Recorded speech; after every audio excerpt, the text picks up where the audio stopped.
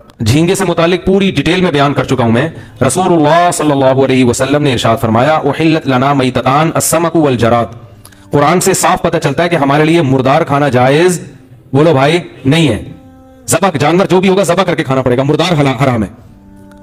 तो समंदर की जितनी मखलूक है वो ज़बह किए बगैर खाई जाती है, तो इस आयत की रोशनी में वो भी क्या हो जाएगी, बोलो ना भाई, हराम। लेकिन हदीस से पता चलता है दो मुर्दार अल्लाह ने हलाल कर दिए हैं, एक मछली और एक टिड्डी। तो इससे पता चला दो मुर्दार तो हलाल हो गए, मछली और टिड्डी, बाकी सब अपनी असल पे है, यानी वो नाजायज ही रहेंगे। और ये जो कुरान में आता है उहिल्ल लकुम सयदुल बहरी, तुम्हारे लिए समंदर का शिकार हलाल है, तो इससे मुराद हर किस्म का शिकार नहीं है, क्योंकि जिस कॉन्टेक्ट में ये आयत पेश की गई है उसमें यह है कि तुम जब हालत एहराम में होगे तो खुश्की का शिकार हराम रहेगा और समंदर का तुम्हारे लिए, बोलो भाई, हलाल। तो उसमें यह बताया ही नहीं जा रहा है कि कौन कौन सी चीजें हलाल हो, तो एहराम की पाबंदियों का जिक्र बताया जा रहा है इस आयत में। नहीं आई मेरा ख्याल है बात समझ में।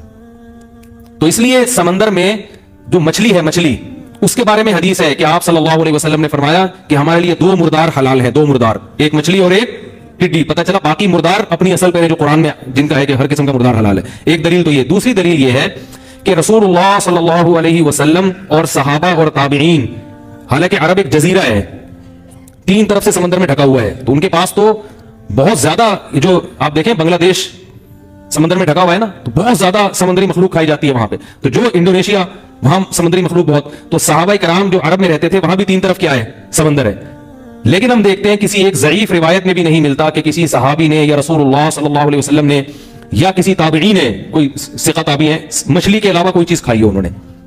तो अगर ये मछली के अलावा मखलूक हलाल होती तो सहाबा कराम झींगे भी खाते, केकड़े भी खाते, और जो कुछ समंदर से निकल रहा है वाफर मिकदार में खाते। हम देखते हैं किसी सहाबी से ना केकड़ा खाना साबित, ना झींगा, ना कोई और मखलूक मछली के अलावा।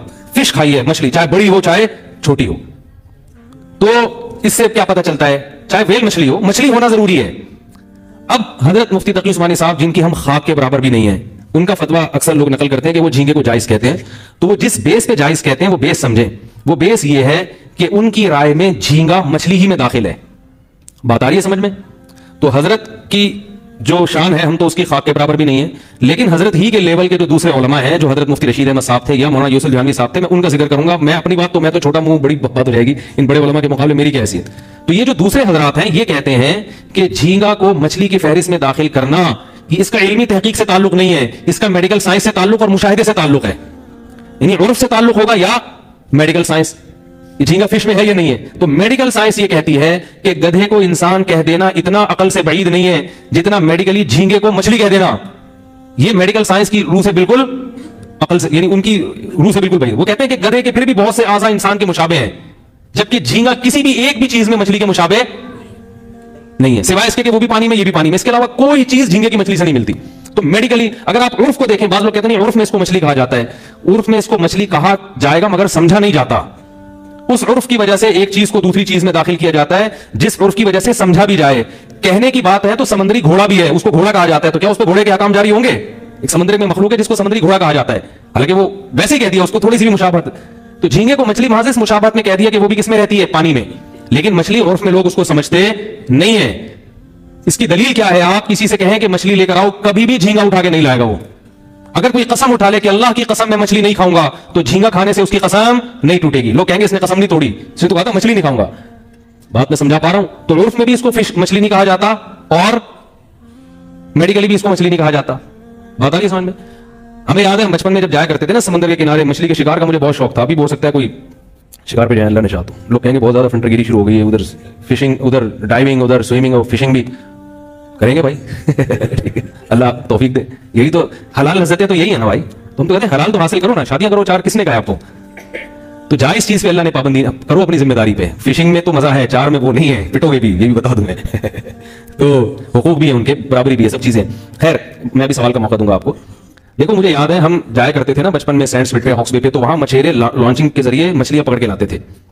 तो बहुत सी मछलियां ऐसी होती थी जिनको मछेरे कहते थे कि ये मछली नहीं है, और वो कराहत भी आती थी उनको देखने में। तो मछेरे उनको कह के फेंकते थे ये हराम मच्छी है। क्या कहते थे?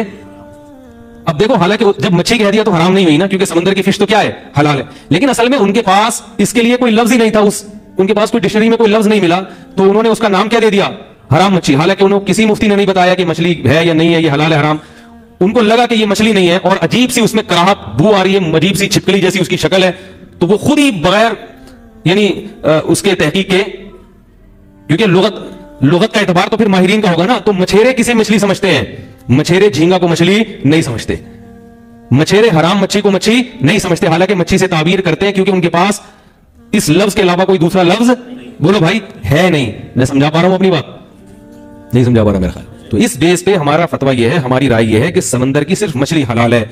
जो मछली होना उर्फ की वजह से मछली लोग उसको समझते हो, या मेडिकली उसको मछली साबित कर दिया डॉक्टरों ने, तो इन दो चीजों के अलावा हम ये समझते हैं कि बाकी चीजों को हाथ, बोलो भाई, बोलो ना यार, ना लगाएं। मछलियां कोई इतनी अक़साम है, खाने के लिए खा लो। और एक और दलील ये भी है कि अगर समंदर की मछली के अलावा भी हर मखलूक को हलाल करार दे दिया जाए तो ऐसा ऐसा गंद समंदर से निकलता है ना।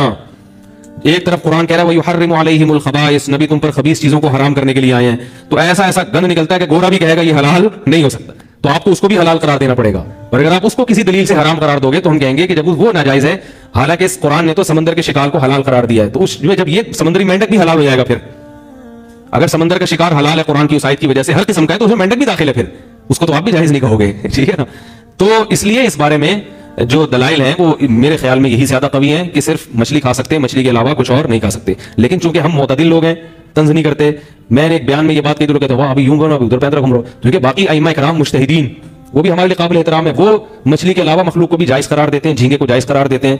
इसलिए चूंकि फुक़हा में इज्तिहादी इख्तिलाफ है, तो हम तो यही कहते हैं, मैंने जिंदगी में कभी झींगे को हाथ नहीं लगाया, ना लगाने का इरादा है, ना मैं खाता हूं, ना केकड़ा खाता हूं, ना झींगा खाता हूं, तमीज से मछली खाता हूं बस खाली। तो लेकिन जो खाते हैं उनको एक दफा बता देता हूं, मलामत नहीं करता, क्योंकि ये इख्तिलाफी मसला है। जो इख्तिलाफी मसला होता है उसका वो हुक्म नहीं होता, जो कुत्ता खा रहा है उसके पर झींगे वाले पर कुत्ते वाले हकाम जारी नहीं होंगे।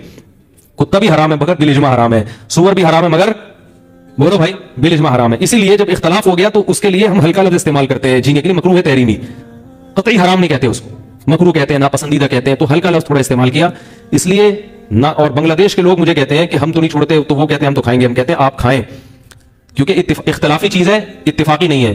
अब एक कौम की रग रग में एक चीज रच गई है, तो हरज जो है ना, हरज ये खुद रुखसतें पैदा कर देता है। तो चूंकि फुक़हा के माबैन ये मसला इख्तिलाफी है, मुज्तहिदीन, बहुत से मुज्तहिदीन इसके जवाज के भी कायल हैं, तो हम बांग्लादेश के लोगों से कहते हैं कि इस मामले में आपके लिए फ़िक़्ह शाफ़ी को फॉलो करना, बोलो भाई, जायज है, क्योंकि वो बहुत ज्यादा, उनकी इतना ज्यादा कि वो दुनिया छोड़ देगा झींगा वो दुनिया छोड़ देंगे, झींगा नहीं छोड़ेंगे। तो हम कहते हैं भाई दलाइल की रूह से तो यही मसला है, लेकिन हरज चूंकि बहुत ज्यादा लाजिम आ रहा है, तो कहीं बहुत हरज लाजिम आ रहा हो, फिर गुंजाइश का पहलू दूसरे फुक़हा की बेस पे कौल की बिना पर निकलता है। तो जो नहीं खा रहे वो नहीं खाएं, जो खा रहे हैं वो छोड़ दें, और जो कह रहे कि अगर मैंने छोड़ा तो दुनिया छोड़ दूंगा मैं, वो दुनिया ना छोड़ें, ये खा लें।